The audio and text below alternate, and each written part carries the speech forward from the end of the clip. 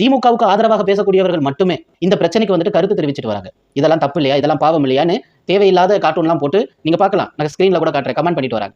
ஏன் இந்த நேரத்துல கூட RSS அமைப்பை சார்ந்தவர்களோ, அஸ்வந்தமனா அவர்லாம் எவ்வளவு பேசுவாரு. ஏன் அர்ஜுன் சமந்த் என்ன பண்ணிட்டு இருக்காரு? இதே ஒரு நிலை வந்துட்டு மசூதியிலயோ, சர்ச்சிலேயோ, இல்ல வேற ஏதோ ஒரு தேவாலயத்திலயோ நடந்திருந்தால், அல்லது திமுகவிலோ இல்லனா வேற ஏதாவது ஒன்று திராவிட கட்சிகள்ல, அதாவது அவர்கள் எதிர்த்து நிற்கக்கூடிய எல்லா மாநிலத்திலும் அவர்களுக்கு ஆப்போசிட் கட்சின்னு ஒன்று இருக்கு இல்லையா, காங்கிரஸ்னு வைங்களேன், காங்கிரசினுடைய அமைப்பு சார்ந்து இப்படி ஒரு சம்பவம் நடந்திருந்தால் இன்னைக்கு ரோட்ல கொடியை பிடிச்சிட்டு நிக்க மாட்டாங்க?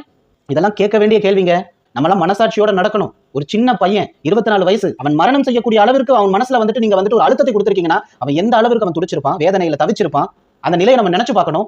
பொதுவா ஒரு பெண்ணுக்கும் ஆணுக்கும் இருக்கக்கூடிய அந்த ஊழல் காதல், அதன் மூலம் ஏற்படக்கூடிய அவருடைய விருப்பம், அதன்படி போகும்போது அதனால ஏற்படக்கூடிய பிரச்சனையை தான் அவர் வந்துட்டு சந்திப்பாரு. ஆனா விருப்பம் இல்லாம புஷ் பண்ணி ஒருத்தரை வந்துட்டு வேதனைப்படுத்தி இப்படி மாதிரி ஹராஸ்மெண்ட் பண்ணும்போது அவர் மனம் உடைந்து போய் அவரும் ட்ரீட்மெண்ட் எடுத்து பார்த்திருக்காரு. இருந்தும் அவருடைய மன உளைச்சல் அதிகரிக்க கடைசியில செத்தே போயிடும்னு நினைச்சிட்டார். செத்தே போயிட்டான். ஆனா இதற்கு ஒரு பிஜேபி அரசாங்கம் கூட வாய் பேசலங்கிறது மட்டும்தான் என்னுடைய வேதனை.